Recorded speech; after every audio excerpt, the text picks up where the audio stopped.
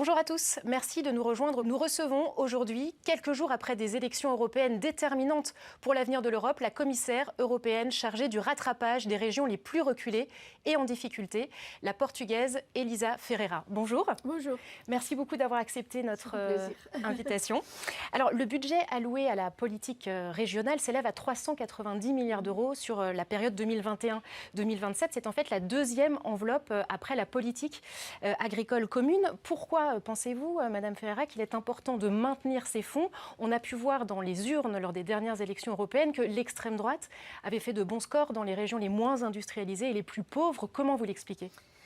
Bien, c'est une question assez complexe parce que, en fait, la politique de cohésion c'est l'instrument qui maintient toute l'Europe, toutes ces régions écartées d'une fragmentation. Il faut rappeler quelquefois que l'Europe est basée sur la concurrence ouverte. Alors, s'il n'y a pas une politique qui aide les régions les plus pauvres, parce que pas tout le monde part du même niveau, alors les régions les plus pauvres, les régions qui ont besoin de créer des emplois performants, qui ont besoin d'avoir un futur, si on ne les aide pas dans ce contexte de compétition, on va aboutir dans une situation qui existe, mais qui serait bien pire s'il n'était pas si la politique de cohésion n'était pas là. Est-ce qu'on ne peut pas avoir justement un rejet de cette politique de cohésion dans ce vote d'extrême droite? Quand on n'a pas une vision d'un futur pour la prochaine génération, quelquefois les gens sont si déçus et elles se sentent si écartées de toute la dynamique de la globalisation, des nouvelles technologies, qu'elles commencent à avoir peur du futur. Et quand les gens sont concernés et ont peur, elles s'attachent à quelqu'un qui leur dit « je te protège », même si cette personne veut seulement arriver au pouvoir. Et après, l'histoire nous raconte une histoire qui n'est pas vraiment si bonne. Et c'est à cause de cette histoire, de ce passé, où des gens comme ça ont commencé par dire la faute est d'une certaine classe sociale, ou la faute est des migrants, ou la faute est ici et là. Alors, il faut avoir dans tous les agendas politiques, au niveau national, une préoccupation de cohésion, de donner des opportunités dans tous les territoires. Alors vous avez coécrit récemment une tribune avec votre collègue Nicolas Schmit dans laquelle vous dites que la politique de cohésion est plus nécessaire que jamais. Donc je rebondis un peu sur votre réponse. Pourquoi vous dites ça? Est-ce que vous pensez que cette politique de cohésion finalement est menacée? On a un budget très petit. C'est quand même le deuxième après la politique agricole commune. Oui, mais le budget global de l'Union européenne, c'est 1% de la richesse commune. Alors c'est un budget trop petit. Mais la vérité, c'est que, par exemple, quand on a adressé les vaccins pendant la pandémie où la santé, ce n'est pas une compétence européenne, la défense, ce n'est pas une compétence européenne, mais les gens, les citoyens nous regardent et nous disent « qu'est-ce que vous faites ?» Alors justement, la défense, les objectifs que se fixent les 27 en matière de défense dans le contexte évident de la guerre en Ukraine, est-ce que vous pensez que finalement ça peut faire passer la cohésion au second plan? C'est mon souci, mais je ne crois pas que ça va se passer. Même parce que ce texte qu'on a écrit d'une façon partagée, c'était un appel à que les citoyens puissent voter et faire une option en faveur des partis politiques qui sont pro-européens, qui ont confiance à l'Europe et qui donnent confiance à l'Europe. Parce que vraiment, c'était un moment critique. Et j'espère qu'avec les conclusions qu'on a au niveau européen et que vraiment les partis, les grosses familles politiques du centre élargi ont une majorité en termes politiques de l'Europe, alors qu'elles s'organisent de façon à maintenir au centre de notre future politique commune, vraiment la politique de cohésion. Sans la politique de cohésion, je trouve que l'Europe va se fractionner, surtout quand on pense que l'Europe doit s'élargir et le succès de l'élargissement, de tous les élargissements précédents, était fait avec un renforcement de la politique de cohésion. Justement, oui, vous parlez de solidarité européenne. L'idée de la politique de cohésion, c'est de finalement procéder à des redistributions financières entre les pays européens. Alors, il y a des études qui montrent que cette politique réduit les inégalités entre régions, donc ça fonctionne sur ce point, mais elle a du mal à atteindre les plus démunis. Pourquoi vous pensez que ce système redistributif, il ne marche pas complètement ? Je crois que l'objectif de la politique de cohésion, tel que j'ai interprété mon mandat, ce n'est pas vraiment de faire une redistribution d'argent. C'est une redistribution d'opportunités pour que tout le monde puisse contribuer à la richesse commune.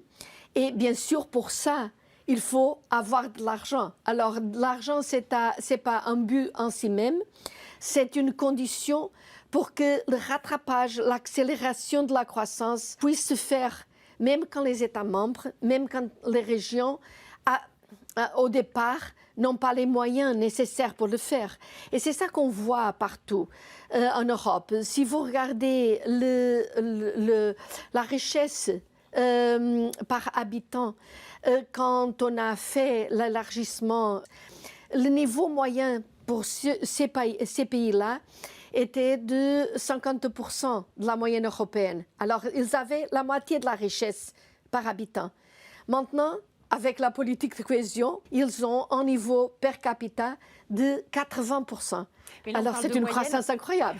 C'est vrai, mais on parle de moyenne. Comment faire pour atteindre ces individualités de personnes démunies qui n'arrivent pas à accéder à ces progrès et cette richesse ? Il y a, au niveau international, quand on voit l'écart et la qualité de vie, l'Europe fonctionne bien mieux que partout en Chine ou en Amérique. Alors, mais en tout cas, un problème, quelqu'un qui est démuni, c'est un problème. Mais la politique de cohésion aide les États membres. Alors, on ne peut pas décider qu'est-ce qu'on fait au niveau de chaque région de la Slovaquie ou chaque région de la France ou chaque région de la Roumanie.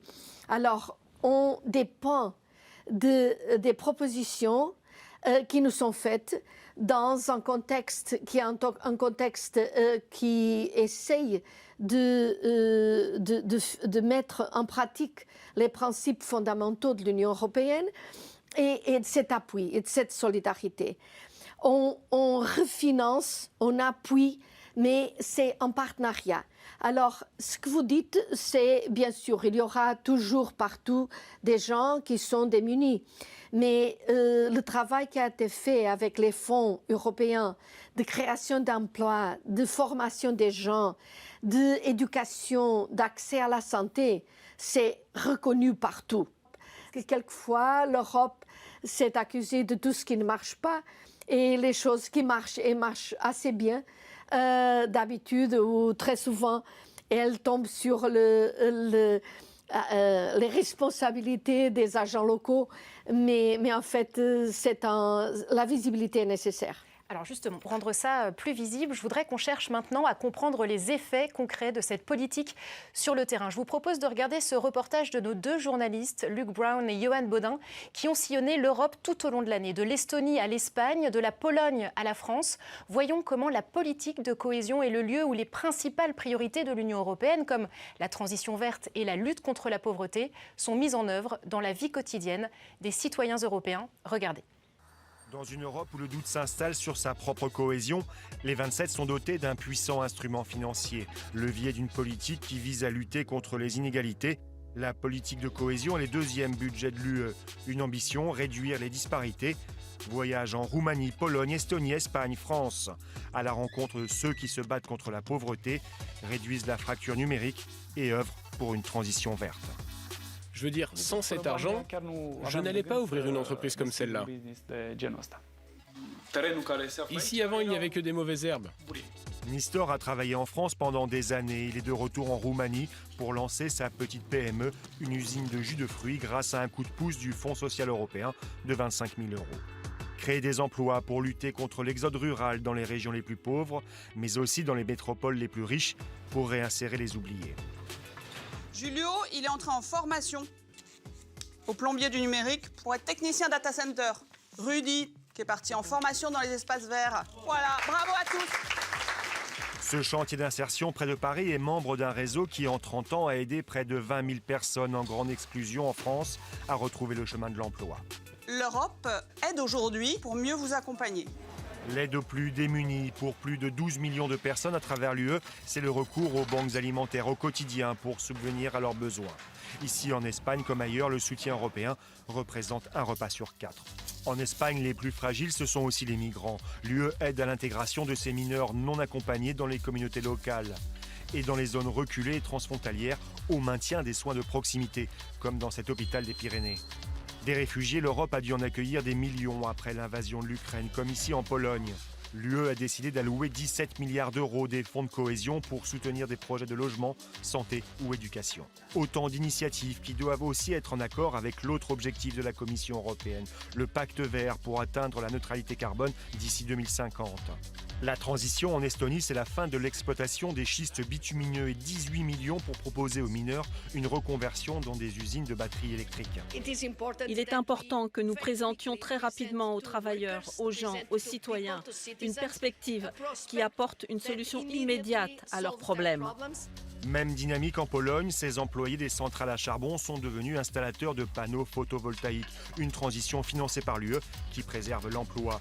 Pour l'exercice 2021-2027, les fonds de la politique de cohésion s'élèvent au total à près de 390 milliards d'euros.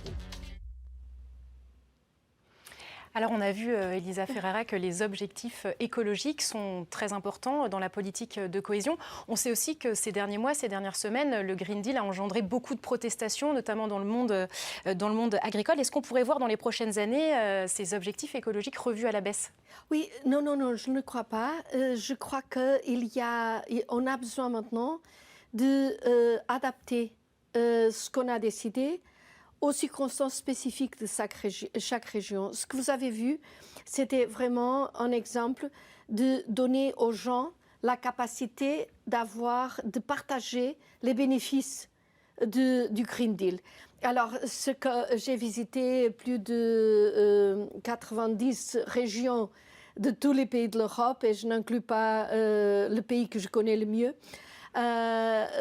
Alors, j'ai visité, j'ai vu, j'ai parlé avec les gens. Et le problème est que si on n'organise pas une politique qui aide la transition, le choc est immense. Parce qu'il y a naturellement des usines qui étaient, par exemple, très polluantes et qui ferment. Les usines à charbon qui ne sont plus compétitives. Alors, quel est l'objectif, quel est le futur pour ces gens-là?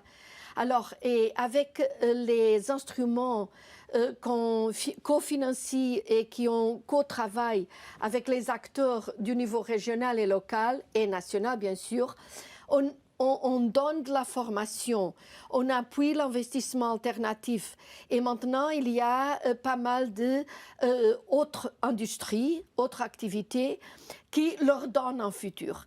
Et c'est cette transition, elle demande un appui spécifique. C'est pourquoi on a établi même un fonds supplémentaire, exactement dans le contexte de la politique de cohésion, qu'on appelle le Fonds de transition juste, et qui touche une centaine de régions dans tous les pays de l'Europe. Alors pour la toute dernière question, je voudrais qu'on revienne un petit peu à Bruxelles où il y a d'intenses négociations en ce moment pour les postes clés de l'Union européenne, Commission européenne, Conseil européen, Parlement européen et chef de la diplomatie. Quel est votre regard là-dessus? Qui souhaiteriez-vous voir à la tête de ces institutions? Oui, je crois qu'avec beaucoup de différences et beaucoup de commentaires qu'on pouvait peut-être faire, les Européens ont dit on veut l'Europe. Alors le vote contre l'Europe n'est pas un vote central. Le vote central, avec beaucoup de de petites différences, mais autour d'un projet et de l'appui au projet européen. Alors, j'espère que les grands postes et aussi les grandes institutions se concentrent dans la cohésion européenne. Et pour ça, on a besoin d'adresser, bien sûr, l'élargissement, bien sûr, la défense, tous les nouveaux atouts, mais en même temps d'avoir une priorité à que les Européens se sentent capables d'organiser leur vie, leur futur avec de la paix, avec un respect mutuel et selon les principes fondamentaux de l'Union européenne. Et ça, c'est la liberté, c'est la tolérance, c'est aussi la croissance et c'est aussi l'opportunité d'avoir un travail, une famille ici en Europe. Merci beaucoup Elisa Ferreira d'avoir été notre invitée aujourd'hui. Merci à tous de nous avoir suivis sur France 24 et RFI. Restez sur nos deux antennes, l'actualité continue.